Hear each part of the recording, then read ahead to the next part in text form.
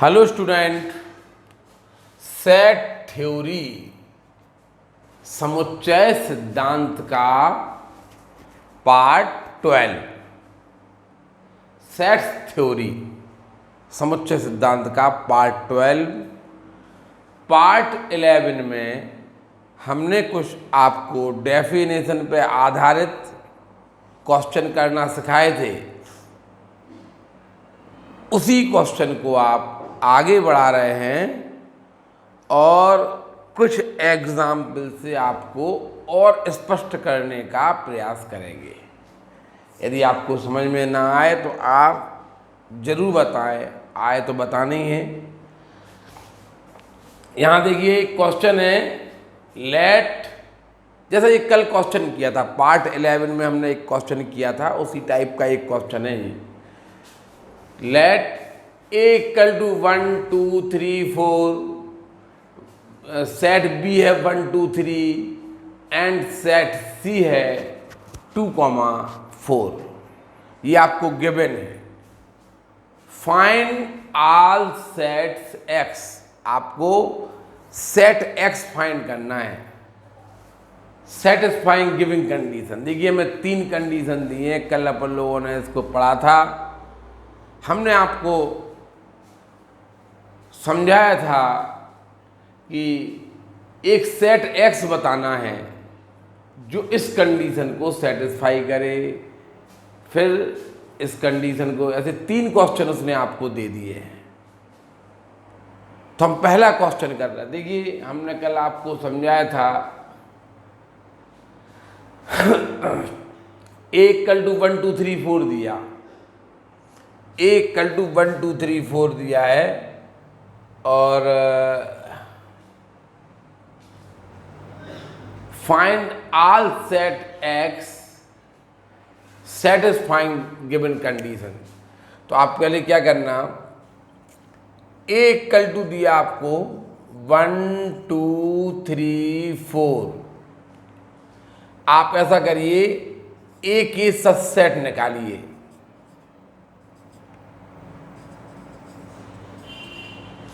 क्या होगा, A के सबसेट क्या होंगे 5 1 2 3। A के सबसेट निकाल रहे हैं हम 4 1 2 1 3 1 4 2 3 2 4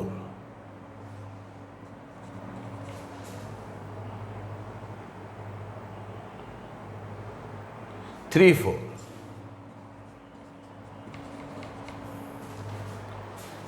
1 2 1 3 1 4 2 3 2 4 3 4।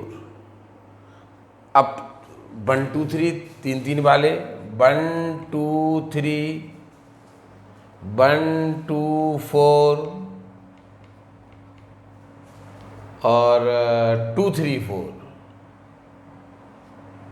2 3 4 और 1 2 3 4 16 हो गए होंगे।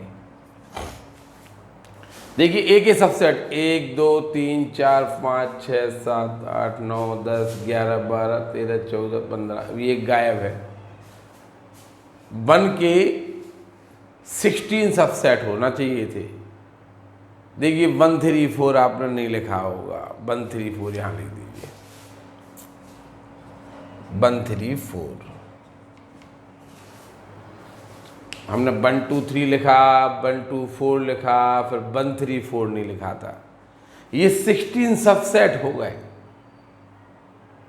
इसी से आपको पूरा समझ देखिए।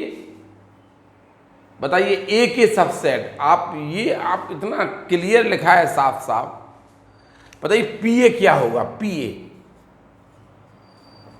जो समुच्चय A के उप समुच्चयों का समुच्चय P लो। 5 मंजिला कोष्ठ curly bracket 1 curly bracket 2 curly bracket 3 curly bracket 4, curly bracket 1 2, curly bracket 1 3, curly bracket 1 4,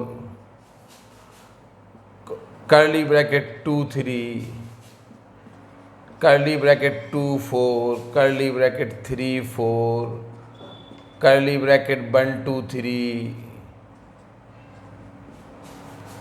curly bracket 1 2 4,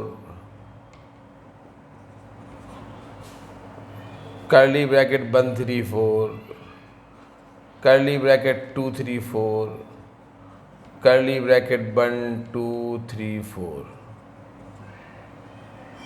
ये उप समुच्चयों का समुच्चय घात समुच्चय कहलाता है। हम बार बार आपसे एक ही बात कर रहे हैं। देखिए, one belongs to A, 1 belongs to A, 2 belongs to A, 3 belongs to A, 4 belongs to A, ठीक ना। 5 is the subset of A, curly bracket 1 is the subset of A। ये हम अच्छी तरह से रट जाना चाहिए। Curly bracket 2 is the subset of A, curly bracket 3 is the subset of A, curly bracket 4 is the subset of A। ये हमें रट जाना चाहिए, ठीक है। ये सबसेट है। अब फिर आ जाइए, याद देखिए, 5 belongs to PA, curly bracket 1 belongs to PA, curly bracket 2 belongs to PA। ऐसे आगे जो ए के सबसेट होते हैं वो पीए के अवयव। देखिए, 5 सबसेट है ए का, तो 5 belongs to A, 5 is the element of A, PA. देखिए, कर्ली ब्रैकेट 1 सबसेट है ए का, तो कर्ली ब्रैकेट 1 अवयव होगा पीए का। कर्ली ब्रैकेट 2 सबसेट है ए का, तो कर्ली ब्रैकेट 2 अवयव होगा पीए का। इस टाइप से आप ये क्वेश्चन भी कर सकते हैं। अब आप देखिए, ये हमने आपको समझाया। उसने ये कहा छोटे छोटे, अब आपको ये क्वेश्चन सरल लगने लगेंगे। अब हम ये बीच में नहीं लिखेंगे, ये बीच बीच में लिख दिए हैं हमने, ये मिटाए दे रहे हैं। देखिए कितना छोटा क्वेश्चन लगेगा। आप पहला देखिए,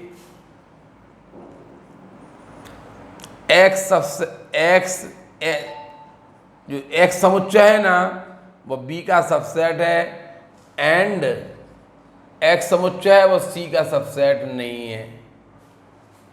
बताइए। अभी यार हमने बोला कि कर्ली ब्रैकेट 1 ए का सबसेट है, तो कर्ली ब्रैकेट 1 पी ए का अवयव होगा। इसी प्रकार जो एक्स है वो सबसेट है बी का, तो X belongs to P B. जो सेट एक्स है ना, वो पी बी का अवयव है, एंड सेट एक्स है ना, वो पी सी का अवयव नहीं है, पी सी का अवयव नहीं है। अब आपने पी सी तो निकाला ही नहीं है, ना पी बी निकाला अभी आपने, ना पी सी निकाला। बता, इसके सबसेट निकालिए। अब कहाँ, यहां देखिए, एक्स जो सेट एक्स है ना, उसके अवयव पीबी में है, और एक्स सेट है ना, उसके अवयव पीसी में नहीं है।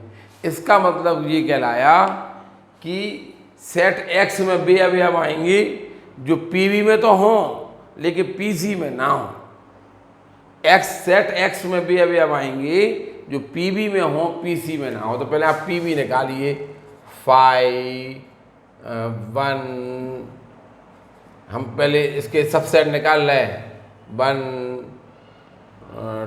2 3 1 2 2 3 1 3 और 1 2 3। ये हो गया सेट बी, तो ये हो जाएगा पी बी। ये पी बी हो जाएगा। देखिए ये पी बी आ गया। लो ठीक है, ये पी बी आ गया। अब आप क्या करेंगे, एक्स, अब पी सी और निकाल लीजिए। अब इतना किया तो इसके अब 5 2 4 2 4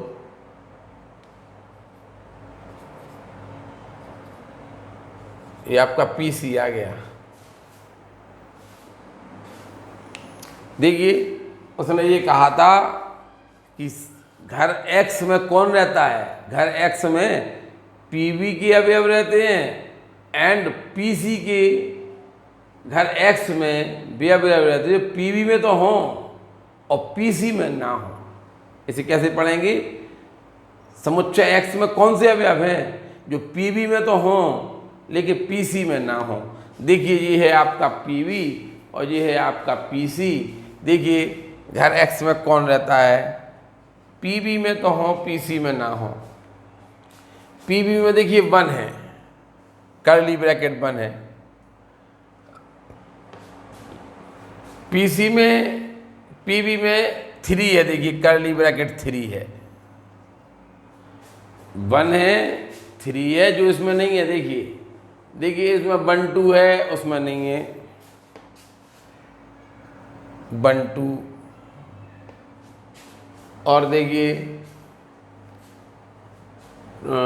2 3 देखिए 2 3 पीबी में है, 2 3 पीबी में है, पीसी में नहीं है। 1 3 1 3 और 1 2 3।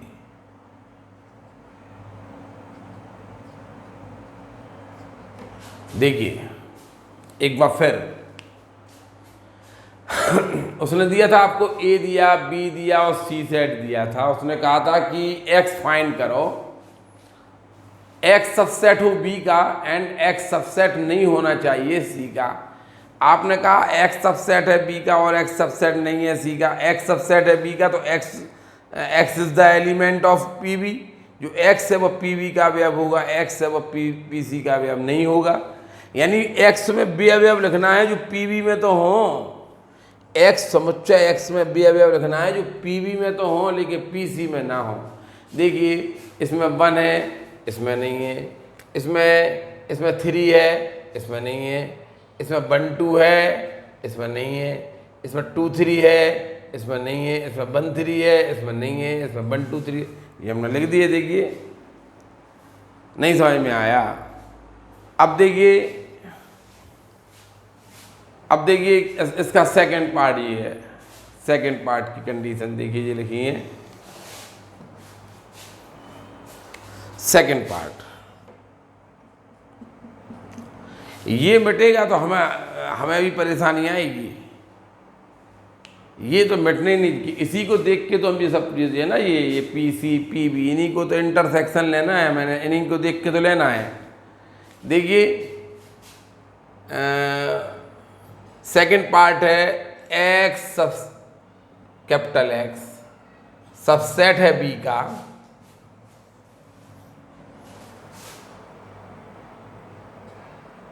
कैपिटल एक्स बराबर नहीं है बी का एंड कैपिटल एक्स सबसेट नहीं है सी का।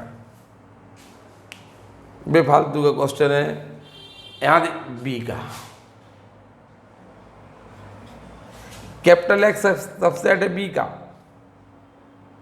बराबर नहीं है बी क्या, देखिए अब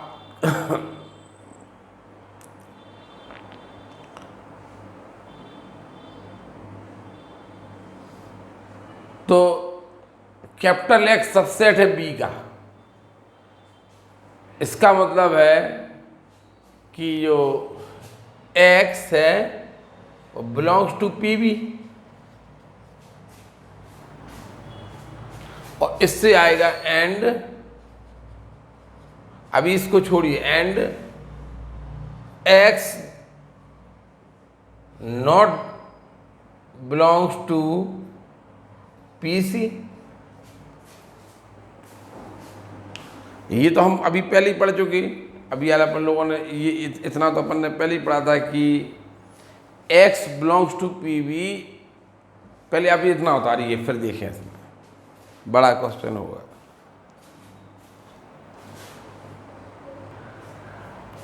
देखिए एक छोटी सी एक गलती हो गई है,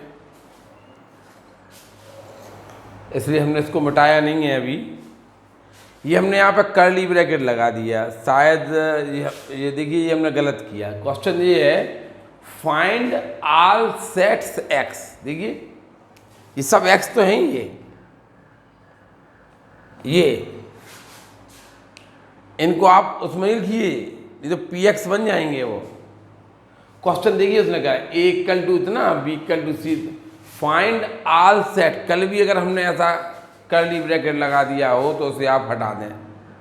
जिस एक्स की सेट है ये, फाइंड ऑल सेट एक्स, ठीक है, सेटिस्फाइंग गिवन कंडीशन, ये समझ में आई ना। तो ये कर्ली ब्रैकेट आप हटा देंगे, ध्यान रखना। अभी क्वेश्चन चल रहा था एक्स सबसेट है बी का, एक्स बी नहीं है, एक्स सबसेट है सी का, एक्स सबसेट नहीं है सी का। देखिए अभी यार आपने क्वेश्चन किया कि एक्स सबसेट है बी का एंड एक्स सबसेट नहीं है सी का। अभी यार आपने आंसर निकाला था, तो उसने आपने कहा था एक्स अवयव है पी बी का और एक्स अवयव नहीं है पी सी का। तो आपने कहा था एक्स पता क्या कहलाएगी, एक्स क्या कहलाएंगी, जो पी बी में तो हों पीसी में ना हो वो एक्स कहलाएंगे। ये है एक्स, ऑल सेट एक्स, ये है ऑल सेट एक्स, ये है। लेकिन अगर हम यही कंडीशन तो इसमें लगाई देगी उसने, एक्स सबसेट है बी का, एक्स सबसेट नहीं है सी का, और आप यहाँ पर लगा दीजिए and X equal not B. X B भी नहीं है, एक्स बी नहीं है, तो आप बी क्या है ये बताइए। बी है 1 2 3, मतलब घर एक्स, जो एक्स है ना, जो ऑल सेट एक्स है ना, उसमें ये बी नहीं है। इसका मतलब ये कह रहा, देखिए एक्स सबसेट है, एक्स सबसेट है बी का, एक्स सबसेट है बी का, तो एक्स अब X belongs to P B और X not belongs to P C, क्योंकि एफ एक्स सबसेट नहीं है सी का, and X equal to not B.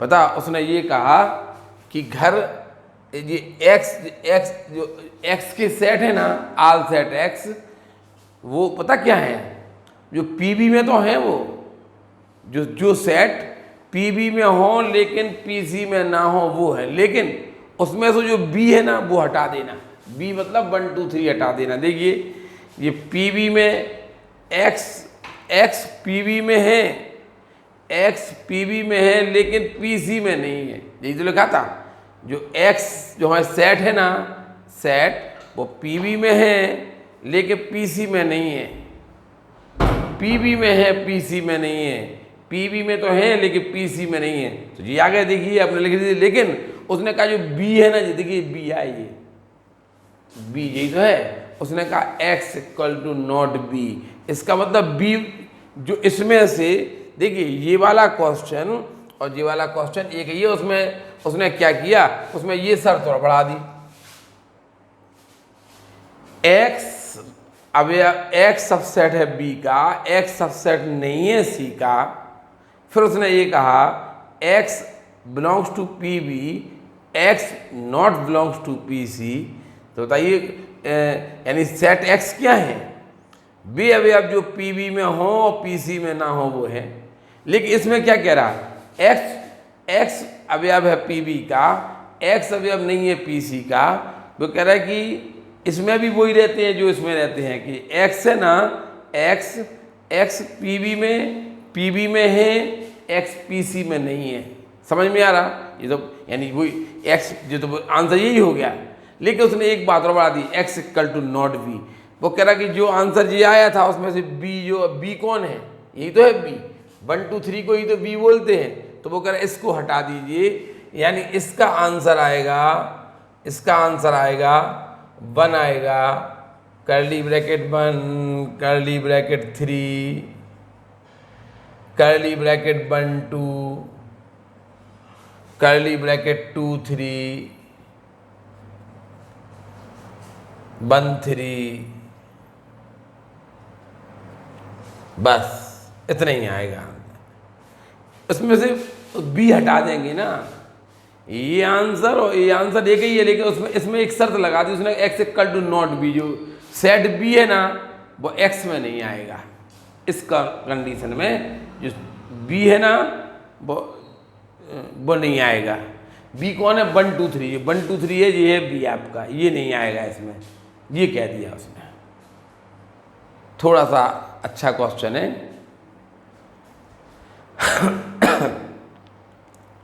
यहां देखिए,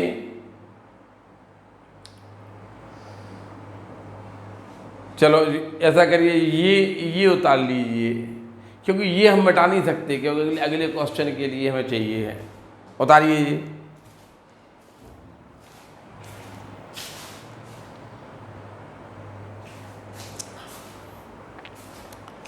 चलिए देखिए, थर्ड पार्ट था आपका। थर्ड पार्ट ये लिखा एक्स सब कैपिटल एक्स। जो अब आपको फाइंड ऑल सेट एक्स, उसके एक्स के सभी सेट फाइंड करना है। शर्त क्या दी उसने? कैपिटल एक्स सबसेट है ए का, कॉमा कैपिटल एक्स सबसेट है बी का, एंड कैपिटल एक्स सबसेट है सी का। कैपिटल एक्स, इसका मतलब है capital X belongs to P A, comma capital X belongs to P B, and capital X belongs to P C. Capital X P A का अवयव है, P B का अवयव है और पी सी का अवयव है। कैपिटल एक्स यानी वे अवयव जो पी ए में भी हो गए और पी बी में भी हो गए और पी सी तीनों में हो गए, वो हो जाएगा। तो आपका देखिए पी ए, पी बी और पी सी तीनों में क्या है। अब अभी हमने पी ए हाँ बनाया तो है, ये तो है पी ए में फाई है, पी बी में फाई है, पी सी में फाई है। चलिए फाई लिख दीजिए और बताइए। पी ए में 1 है, पी बी में नहीं है, पी सी में नहीं है वो। चलो इसमें 2 है, इसमें 2 है, इसमें भी 2 है। कर्ली ब्रैकेट 2 आ जाएगा, कर्ली ब्रैकेट 2। और बताइए 3 इसमें है, इसमें है, इसमें नहीं है, 4 इसमें नहीं है, यानी कुल मिला के बस अब यही हो जाएगा। तो यही आंसर होंगे 2, ये कैपिटल एक्स ये होंगे। उसने कहा थर्ड पार्ट में एक्स सबसेट है ए, एक्स सबसेट है बी, एक्स एंड ऐसा सेट बनाइए जो उसमें एक्स सबसेट है ए, एक्स सबसेट है बी, एक्स सबसेट है। देखिए अब तो ये आप देख सकते हैं ना कि ये ए के भी सबसेट हैं, ये बी के भी सबसेट हैं एंड सी के भी सबसेट हैं। ठीक है ना? आप ये बी बस इतना साधारण सी बात है। तो आपने क्या किया, एक्स अवयव होगा पी ए का, एक्स अवयव होगा पी बी का, और ऐसे अवयव लिखिए जो पी ए में भी हो, पी बी में भी हो, पी सी में। तो ये आ गए, लो ये हुआ ऑल सेट एक्स हो गए ये आपके। ठीक है, तो ये भी एक छोटा सा क्वेश्चन था, उतार लीजिए ये पूरा।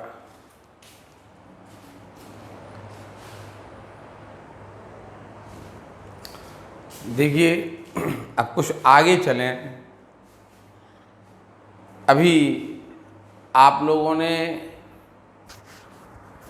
कुछ डेफिनेशन सीखी थी, वो पार्ट आपका समाप्त हो गया। हमने पिछले पार्ट में कुछ क्वेश्चन करके दिखाए थे, उनके एग्जाम्पल। अब हम आगे बढ़ा रहे हैं। देखिए फिर समुच्चयों का संघ या सम्मिलन, यूनियन ऑफ सेट्स। संघ या सम्मिलन आप नहीं बोलेंगे, संघ हिंदी शब्द है, सम्मेलन हिंदी शब्द है, लेकिन आप लोग इसे यूनियन पढ़ेंगे, इंग्लिश में बोलेंगे इसे सम्मेलन। समुच्चयों का संघ या सम्मेलन, यूनियन से ऑफ सेट्स। दो समुच्चयों ए तथा बी का संघ या सम्मेलन उन सभी अवयवों का समुच्चय होता है जो ए में हो या बी में हो या ए और बी दोनों में हो। देखिए जब तक आप डेफिनेशन पढ़ते रहेंगे आपको कुछ समझ में आने वाला नहीं है। हमने आपको पिछली एक्सरसाइज समझाने के लिए, पिछली जिस प्रकार से हमने एग्जाम्पल दिए हैं वही सब कुछ, उसके बाद आपको डेफिनेशन अपने आप याद हो गई होगी। लेकिन इसके पहले हम पढ़ते रहें। देखिए फिर से पढ़े जा रहे, दो समुच्चयों ए तथा बी का संघ या सम्मेलन उन सभी अवयवों का समुच्चय होता है जो ए में है या बी में है या ए एवं बी दोनों में है। जो ए में है या बी में है या ए और बी दोनों में है, ऐसे अवयव। देखिए आपको समझ में नहीं, एक एग्जाम्पल दीजिए तो पहले इस लाइन को समझिए। जैसे मान लीजिए एक समुच्चय ए है, इसके अवयव है 1 2 3, और एक समुच्चय अवयव है बी, इसके अवयव हैं 2 3 4 5। तो आप ए यूनियन बी कहेंगे, A union B. A union B क्या कहलाता है पता? पहले आप ए के अवयव लिखिए 1 2 3, पहले आप ए के अवयव लिखिए। अब बी के वे अवयव लिखिए जो आपने नहीं लिखे हो। पहले आप ए के पूरे अवयव उतार लीजिए, ये उतार लीजिए। अब बी के वे अवयव लिखिए जो आपने नहीं लिखे हो। देखिए 4 5 नहीं लिखा, ये कहलाएगा ए यूनियन बी। अब आप पढ़िए परिभाषा, दो समुच्चयों ए और बी का संघ, संघ माने यूनियन, दो समुच्चयों ए तथा बी का संघ उन सभी समुच्चयों का अवयवों का समुच्चय होता है। बताइए देखिए इसमें कौन है? इसमें जो भी अवयव है ना, वे या तो ए में है या बी में है या दोनों में है। देख लीजिए दोनों में है कि नहीं है। ये वन देखिए अकेला ए में है कि नहीं, 5 देखिए अकेला बी में है कि नहीं, तो वही तो लिखा है। देखिए दो समुच्चयों ए तथा बी का संघ या सम्मेलन उन सभी समुच्चयों का, उन सभी अवयवों का समुच्चय होता है जो ए में है या बी में है या ए एवं बी दोनों में है। देखिए समुच्चयों ए तथा बी का संघ समुच्चय, ए और बी का जो संघ समुच्चय है ना अथवा सम्मेलन समुच्चय है ना, उनके बीच यू, ये कप, यू का यू लिखकर ए यूनियन बी द्वारा प्रदर्शित किया जाता है। जिसे ए संघ भी पढ़ते, क्या पढ़ते बोलो, ए संघ भी, ए सम्मेलन भी पढ़ते हैं, या ए यूनियन बी से पढ़ा जाता है। इसे क्या पढ़ा जाता, ए संघ भी, ए सम्मेलन भी, ए यूनियन बी से अपन लोग पढ़ेंगे। हिंदी में ए संघ भी, ए सम्मेलन भी ऐसा पढ़ा जाता है। तो आप समझ गए होंगे। यूनियन देखिए, जिस प्रकार ए एक समुच्चय था, बी एक समुच्चय था, तो ए यूनियन बी भी एक समुच्चय होता है। ए यूनियन बी भी एक समुच्चय होता है जिसमें वे अवयव होते हैं जो या तो ए में हो, या बी में हो, या ए और बी दोनों में हो। देखिए 1 है ना, 1 केवल ए में है। 2 देखिए ए और बी दोनों में है। 3 देखिए ए और बी दोनों में है। 4 और 5 देखिए केवल बी में है। तो ए यूनियन बी में वे अवयव आते हैं, ए यूनियन बी में वे अवयव आते हैं, ठीक है। दो समुच्चयों ए और बी का संघ या सम्मेलन उन सभी अवयवों का समुच्चय होता है जो या तो ए में हो, या बी में हो, या दोनों में हो, या ए और बी दोनों में हो। अब तो समझ में आई ना। समुच्चयों ए तथा बी का संघ समुच्चय अथवा सम्मेलन समुच्चय को उनके बीच यू यानी कप, ठीक है, लिखकर ए यूनियन बी द्वारा प्रदर्शित किया जाता है, जिसे ए संघ बी या ए सम्मेलन बी या ए यूनियन बी पढ़ा जाता है। प्रतीकात्मक भाषा आप जरूर पढ़िए, ये आपको आगे के काम आएगी। ये फॉर्मूला, जैसे फॉर्मूला होते हैं ना, आपने कोई डेफिनेशन पढ़ी तो फॉर्मूला आ गया, ये फॉर्मूला समझिए। x belongs to A union B, x belongs to A union B, तो बोथ इम्प्लाइज, इसे क्या पढ़ते आप, ये पढ़ा जाता इम्प्लाइज, और इसे पढ़ते हैं बोथ इम्प्लाइज। इनका अर्थ हम आपको बाद में बताएंगे। अभी आप ये समझिए कि x belongs to A union B both implies x belongs to A या x बिलोंग्स टू बी। देखिए यूनियन लगा, एक आप समझिए कि x belongs to A union B implies, both implies x belongs to A, या इसमें ओ आर लिखते ना आप लोग, इंग्लिश मीडियम वाले ओ आर लिखते, और x बिलोंग्स टू बी आप या लिखिए। x belongs to A union B का अर्थ है x अवयव है ए का या x अवयव है बी का। इसे आप याद रखेंगे, ये मोस्ट इम्पॉर्टेंट लाइन है आपके लिए, ठीक। अगर आप आगे पढ़ते हैं, आगे कुछ क्वेश्चन करते हैं, तो आपको इसी का उपयोग करना है, प्रतीकात्मक भाषा का। देखिए a equal to 1 2 3, b equal to 2 3 4 5, तो a यूनियन b क्या कहलाएगा, a पहले आप a के अवयव लिख दीजिए। a यूनियन b कैसे निकाला जाता है, a यूनियन b कैसे निकाला जाएगा, या a सम्मेलन b कैसे निकाला जाएगा, पहले आप a के पूरे अवयव लिख दीजिए, जो लिख दिए। अब b के वे लिखिए जो नहीं लिखे हो, 4 5, 1 2 3 4 5, ये आपका ए यूनियन बी होगा। अब देखिए आप, जैसे ये ऐसे एक वेन आरेख होता है, वेन आरेख में आप, वेन आरेख हमने आपको बताया था कि जो वेन आरेख है, वेन आरेख पहले आप ये उतारिए, फिर हम आपको बताएंगे इसमें।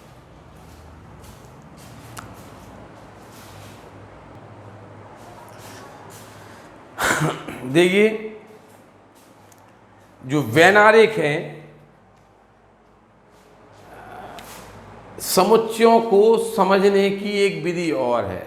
अभी आपने बोला ना ए यूनियन बी, आपने एक समुच्चय ए लिख लिया था, एक बी लिख लिया था, फिर ए यूनियन बी में आपने पहले ए के अवयव लिखे थे, फिर बी के भी अवयव लिखे थे, जो ए बी के जो आपने ए नहीं लिखे हों। पहले आपने ए के अवयव लिखे थे, फिर बी के भी अवयव लिखे थे जो आपने नहीं लिखे हों। इसी प्रकार समुच्चयों को निरूपित करने की, समष्टीय समुच्चयों को निरूपित करने के लिए इनकी संक्रियाओं को समझने के लिए हम वेन आरेख खींचते हैं। जो वेन आरेख, वेन आइलर आरेख, जो कि ब्रिटिश गणितज्ञ जॉन वेन ने प्रतिपादित किया था। ऐसे जो ब्रिटिश गणितज्ञ थे जॉन वेन ने क्या किया, एक आयत बना लिया और समुच्चयों को दो गोलों से निरूपित किया, गोलों से। ये समुच्चय ए था, ये समुच्चय बी था। जो ब्रिटिश वैज्ञानिक थे, गणितज्ञ थे जॉन वेन, इनने वेन आइलर आरेख यानी वेन आरेख समुच्चयों को प्रदर्शित करने की एक विधि को विकसित किया, जिसे हम वेन आरेख कहते हैं। वेन आरेख में आयत बना लिया आपने, ये यूनिवर्सल सेट को प्रदर्शित करता है। आपको पता है ना, यूनिवर्सल सेट हम आपको पढ़ा चुके। यहाँ देखिए, ये आयत है ना, ये यूनिवर्सल सेट है। ये समुच्चय ए है और ये समुच्चय बी है। अभी आपने देखा था ना कि A = 1 2 3 और V = 2 3 4 आपने देखा था। तो इसमें कुछ अवयव कॉमन थे ना।